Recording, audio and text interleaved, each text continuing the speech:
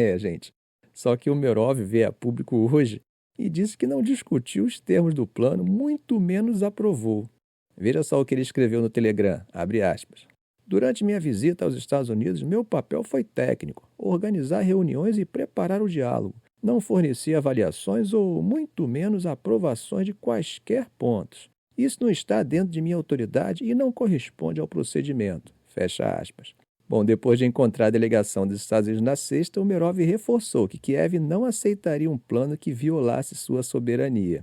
Agora, Zelensky reconheceu ter recebido o plano, mas não comentou diretamente sobre o conteúdo. Ele escreveu durante a noite no Telegram que as equipes da Ucrânia e dos Estados Unidos vão trabalhar nos pontos do plano para acabar com a guerra e que estão prontos para um trabalho construtivo, honesto e rápido. Agora em Moscou, hein? Bom, o Kremlin, que tem sido cauteloso em público, disse que a Rússia não recebeu nada oficial dos Estados Unidos sobre esse plano de 28 pontos. O porta-voz do Kremlin, o Dmitry Peskov, disse que Kiev deve tomar uma decisão responsável e fazer isso agora. A Reuters teve acesso a uma cópia desse plano e parece que os detalhes são bem pesados, hein? Ele incluiria termos que oficiais ucranianos já tinham descartado anteriormente. Pelo texto, a Ucrânia teria que se retirar de territórios que ainda controla nas províncias do leste. Em troca, a Rússia devolveria quantidades menores de terra que capturou em outras regiões. Agora, olha isso, gente.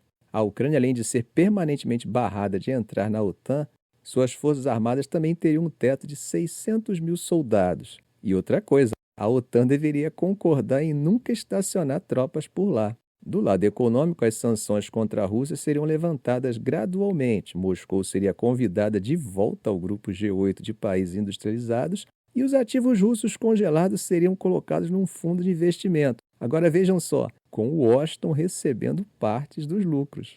Uma das principais demandas deles, que são garantias executáveis equivalentes à cláusula de defesa mútua da OTAN, para impedir que a Rússia ataque de novo, é tratada, gente, em uma única linha, sem detalhes. Abre aspas. A Ucrânia receberá garantias de segurança robustas. Fecha aspas. Convenhamos que é meio vago isso, né? A secretária de imprensa da Casa Branca, a Caroline Leavitt, disse num briefing que o secretário de Estado Marco Rubio e o enviado especial dos Estados Unidos, Steve Witkoff, trabalharam silenciosamente no plano por cerca de um mês e que Trump o apoia. Ela disse que o plano foi criado para refletir as realidades da situação após 5 anos de uma guerra devastadora, buscando o melhor cenário de ganha-ganha, onde ambas as partes ganham mais do que devem ceder. Essa pressão de Trump acontece exatamente num momento crítico, né? As tropas ucranianas estão assistindo a um avanço russo e o governo de Zelensky foi atingido por um escândalo de corrupção. Bom, meus amigos, mudando de assunto, a cúpula do G20 em Joanesburgo, que começa nesse sábado, já nasce num clima de tensão, hein? A disputa entre a África do Sul e os Estados Unidos sobre o boicote da administração Trump ao evento continua e agora virou troca de farpas pública. O governo sul-africano bateu o pé e rejeitou um plano americano de enviar um oficial júnior da embaixada para a cerimônia de encerramento. Essa cerimônia é importante porque marca a passagem da presidência para o próximo anfitrião, que serão os Estados Unidos.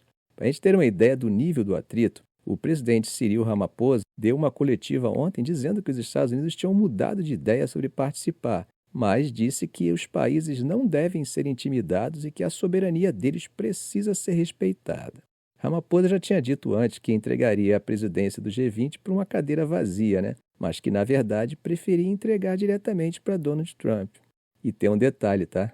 A cúpula de 2026 dos Estados Unidos vai acontecer no resort de Golf Trump National Doral Miami, na Flórida, que é a propriedade da organização Trump.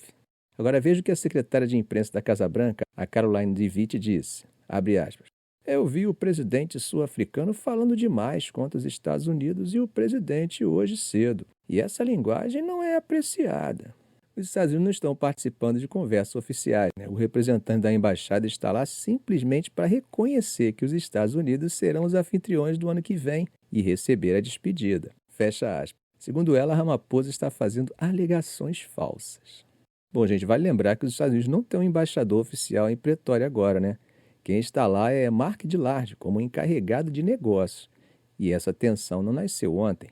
Como vocês sabem, Washington vem acusando a África do Sul há meses de discriminação racial contra a minoria branca dos africâneres, o grupo que governou o país durante o apartheid, uma acusação que a África do Sul rejeita, né?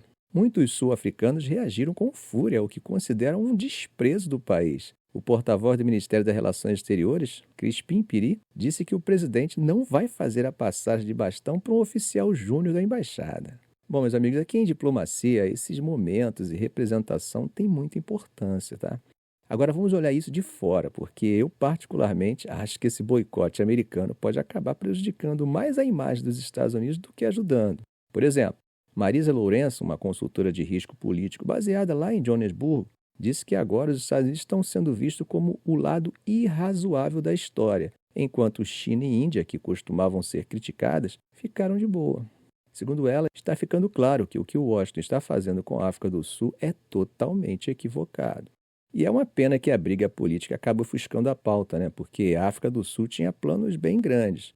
O país se orgulha muito de ser o primeiro africano a presidir o G20 e queria focar em dívida pública e minerais críticos para tecnologias verdes. Como parte dessa presidência, Ramaphosa encomendou relatórios sobre a desigualdade global. Um painel liderado pelo economista Joseph Stiglitz trouxe dados que assustam. Vejam só, o 1% mais rico do mundo capturou 41% de toda a riqueza gerada entre 2000 e 2024. Enquanto isso, os 50% mais pobres ficaram com apenas 1%.